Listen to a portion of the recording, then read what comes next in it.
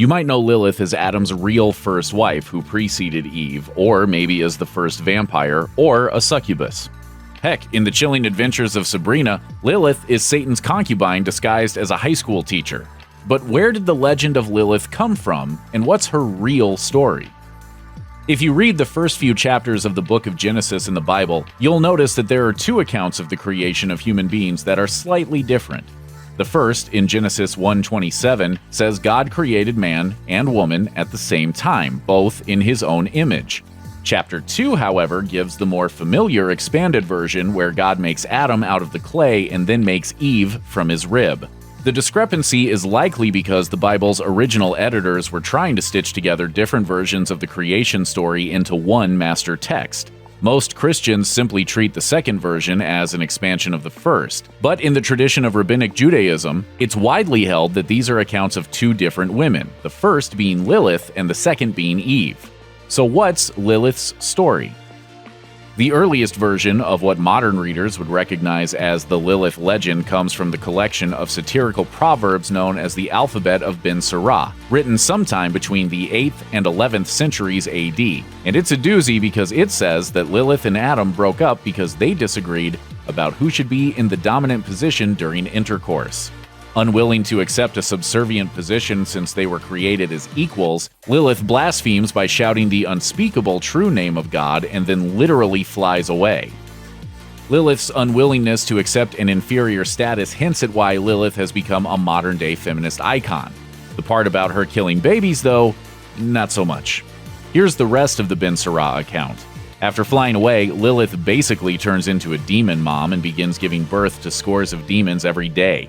God tries to convince her to go back to Adam, but she refuses and instead hunts Adam's offspring, the children of mankind, in retribution. There's another tradition, though, like the one from the sect of Jewish mysticism called the Kabbalah, which posits Lilith and the dark archangel Samael were created by God as dark mirror images of Adam and Eve.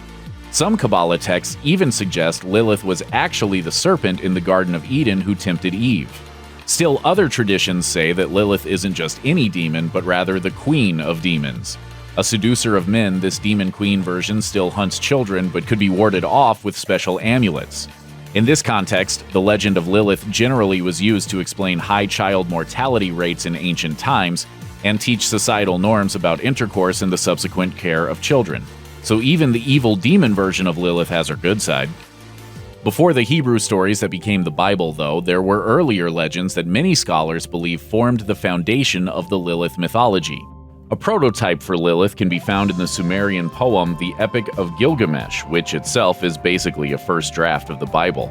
And artifacts dating back as far as the 7th century BC seem to invoke protective magic against Lilith.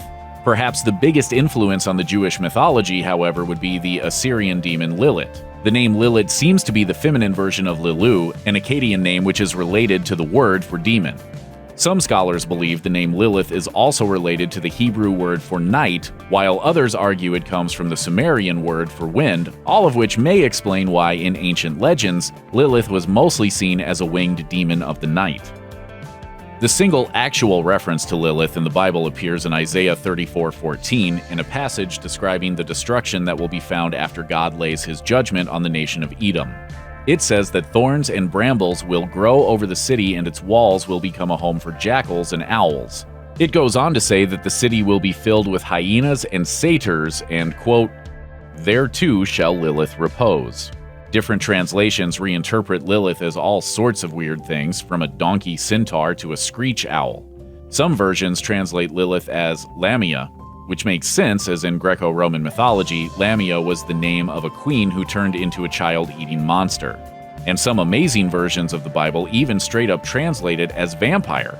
That interpretation is the one that has gained the most traction in pop culture, as everyone from Marvel Comics to the 1996 movie Bordello of Blood to the HBO series True Blood has depicted Lilith as the queen of the vampires. Demons, vampires, donkey centaurs. Is there anything she isn't queen of? Despite being a figure that does not appear at all in the canonical Bible and that only arises from folklore, tradition, and foreign mythology, Lilith has enjoyed great success as a character in various forms of popular culture. She is, for example, a major player in the Chilling Adventures of Sabrina, where she is arguably the main antagonist, the mother of demons, and Satan's very jealous concubine. The archetype of the evil wife that Lilith represents also informed the choice of naming Fraser Crane's cold, somewhat controlling wife, and later ex-wife, Lilith Sternin. On the flip side of that portrayal, a more modern reappraisal of Lilith's character would reveal her as a woman who was punished for demanding equality, and as such, she became something of a feminist icon, giving her name to the popular 1990s all-woman touring music festival, Lilith Fair. And then there's the seminal anime series Neon Genesis Evangelion, in which Lilith is revealed to be the name of the second angel. Lilith likewise can be found sprinkled all across pop culture, from books to movies to anime to video games such as Castlevania, Final Fantasy, and Darkstalkers. Sometimes she's depicted as a vampire, sometimes a demon, sometimes a succubus, and sometimes just a domineering wife. However she's depicted, it's clear that Lilith has transcended her pseudo-biblical roots to become a major part of pop culture today. Who's on top now, Adam?